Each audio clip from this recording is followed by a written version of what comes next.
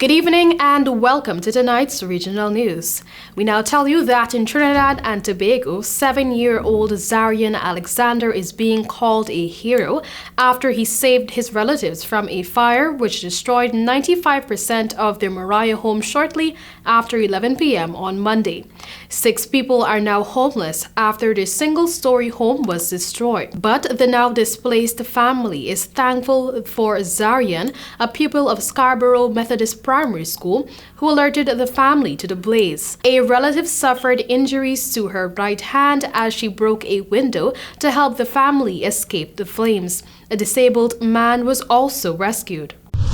Still in Trinidad and Tobago, doctors in the Twin Island Republic are pleading with the population to be vaccinated, as unvaccinated patients occupy much of the country's intensive care unit ICU capacity.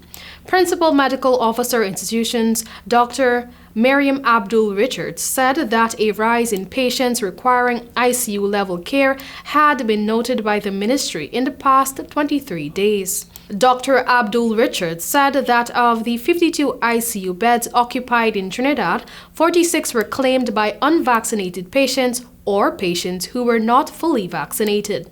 On Wednesday morning, she said, the country had crossed a threshold of hospital occupancy, reaching a high of 427 patients, the highest noted within the past 113 days. In addition to this, by Wednesday morning, she said, 52 additional patients were awaiting transfer at varying accident and emergency departments throughout the country.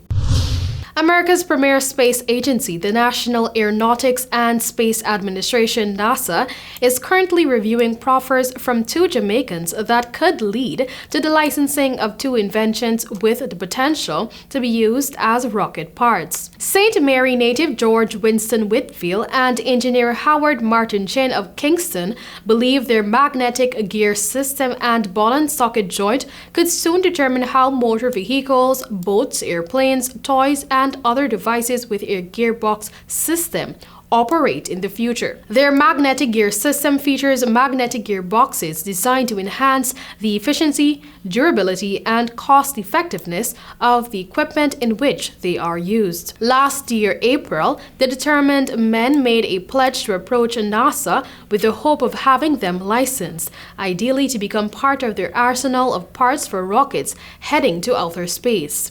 This year, they sent their work to NASA.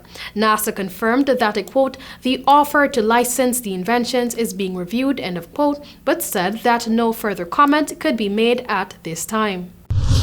And internationally, as Travis Scott rapped from the elaborate stage at the Astroworld Festival, Ezra Blunt watched from his dad's shoulders, a 9-year-old boy excited to see one of his favorite rappers performing live. Then the crowd surged forward. Tristan Blunt became so compressed by the wave of people at Houston's NRG Park, he struggled to get air into his lungs. He then lost consciousness. I quote, I woke up and my son was gone, end of quote, Mr. Blunt said. What was supposed to be a father-son bonding experience ended in disaster, with Ezra hurried to a hospital while his father was unconscious. 4 days after the catastrophic concert, the child remained in a medically induced coma on Tuesday.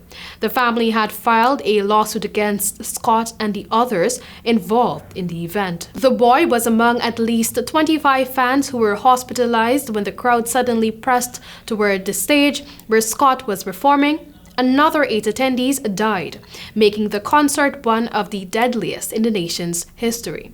In a complaint filed Monday in Harris County District Court, the Blunt family said Ezra suffered damage to his brain, liver, and kidneys after being trampled. The lawsuit named defendants including Scott, his record label Cactus Jack, national promoter Live Nation Entertainment, Texas-based organizer Scoremore, and security companies hired for Astroworld. That was all for tonight's regional news. Thank you for joining.